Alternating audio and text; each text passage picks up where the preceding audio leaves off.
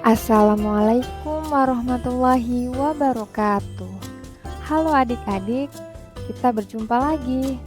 Di video kali ini kita akan membahas tentang sistem pencernaan makanan pada manusia. Pada saat kita makan, maka kita akan memproses makanan utuh menjadi potongan-potongan, hingga makanan yang kita makan tadi menjadi potongan-potongan yang lebih kecil dan halus. Pada akhirnya, makanan tersebut dapat dicerna oleh tubuh. Lalu, bagaimana proses yang di dalam tubuh kita itu terjadi? Mari kita simak videonya. Sistem pencernaan merupakan proses pemecahan makanan menjadi molekul sederhana dengan melibatkan organ-organ dan kelenjar-kelenjar pencernaan. Dalam sistem pencernaan terdapat dua proses pencernaan. Yang pertama, pencernaan mekanik, yaitu perubahan makanan dari bentuk kasar menjadi halus. Dalam prosesnya, pencernaan mekanis dibantu oleh gigi. Yang kedua, pencernaan kimiawi, yaitu perubahan makanan bermolekul besar menjadi molekul kecil dengan bantuan enzim. Apa saja organ yang terdapat pada sistem pencernaan? Yang pertama terdapat rongga mulut, esofagus, lambung, usus halus, usus besar, dan terakhir yaitu rektum. Yang pertama kita bahas yaitu rongga mulut. Di dalam mulut terjadi pencernaan secara mekanik dan kimiawi.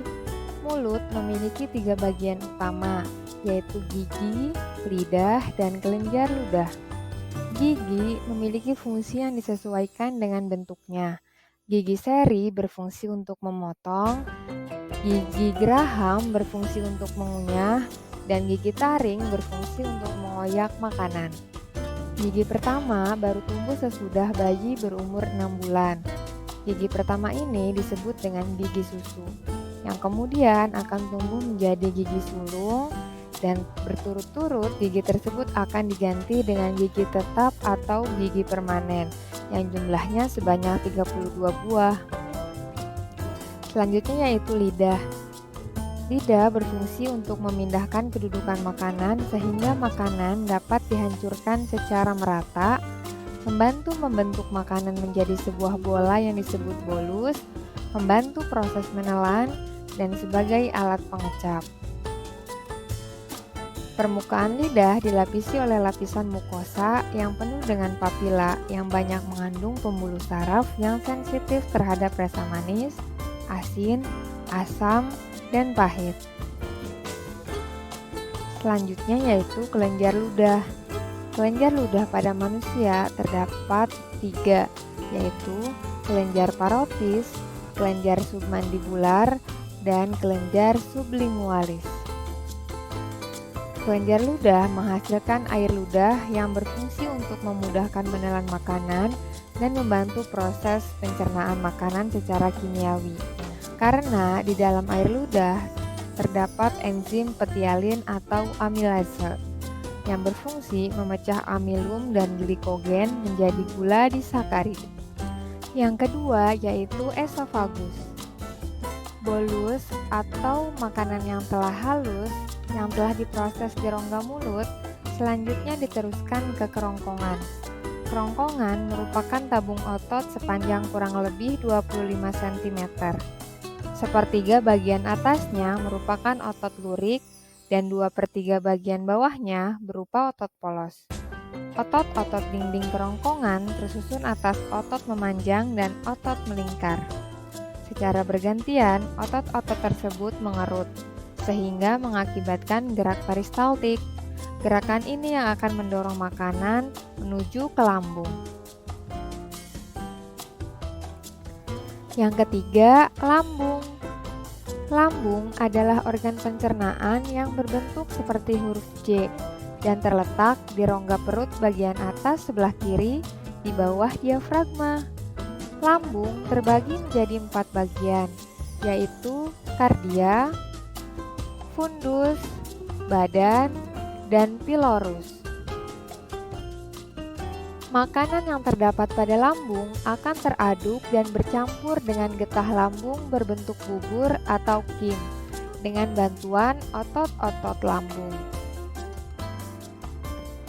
Adapun zat-zat pada getah lambung yaitu asam lambung atau HCl yang berfungsi untuk membunuh bakteri yang ada pada makanan dan juga mengaktifkan pepsinogen menjadi pepsin. Kedua yaitu enzim pepsin, berfungsi untuk mengubah protein menjadi pepton. Ketiga, enzim renin, yaitu berfungsi untuk mengaktifkan kaseinogen menjadi kasein. Dan keempat yaitu hormon gastrin, di mana berfungsi untuk merangsang pengeluaran asam lambung. Yang keempat, usus halus. Usus halus berbentuk tabung yang terletak di antara lambung dan usus besar, berdiameter 2,5 cm dan panjang 3-5 meter. Usus halus terdiri atas 3 bagian, yaitu duodenum atau usus 12 jari, ileum, usus penyerapan, dan yeyunum yaitu usus kosong.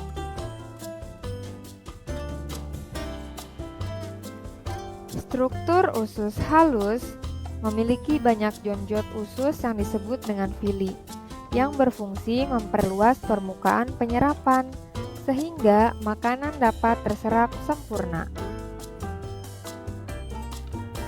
Makanan masuk ke usus halus dan merangsang dinding sel duodenum untuk mensekresikan hormon sekretin dan hormon kolesitokinin.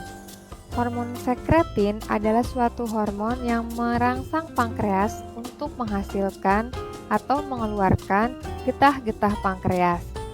Sedangkan hormon kolesitokinin adalah hormon yang merangsang kantung empedu untuk mengeluarkan empedu yang merupakan hasil dari sekresi sel hati. Adapun zat-zat pada getah pankreas yaitu yang pertama, tripsinogen.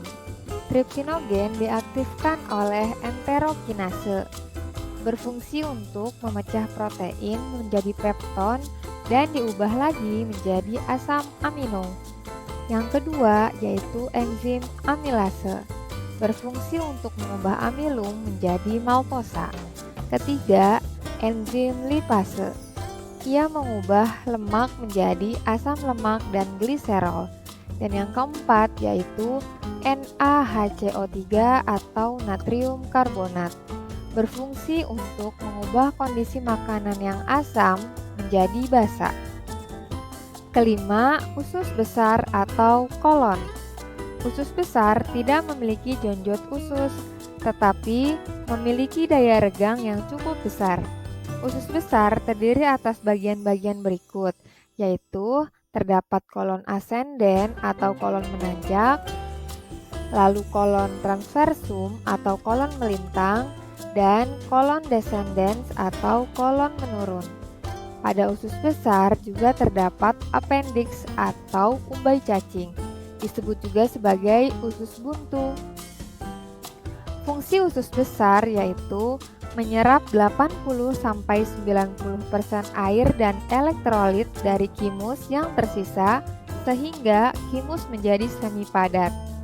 Kemudian juga terdapat bakteri yang disebut dengan bakteri E. coli, di mana berfungsi untuk proses pembusukan serta menghasilkan vitamin K, riboflavin, tiamin, dan gas, serta berfungsi untuk mengeluarkan zat sisa berupa fesit.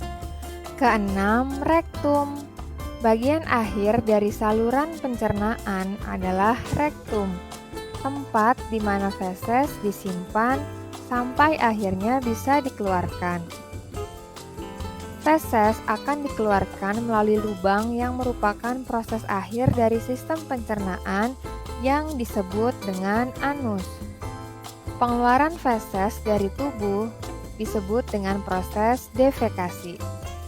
Demikianlah proses makanan yang kita makan hingga akhirnya masuk ke dalam tubuh kemudian dicerna dan dikeluarkan lagi.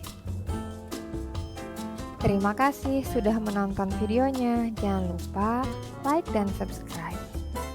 Sampai jumpa.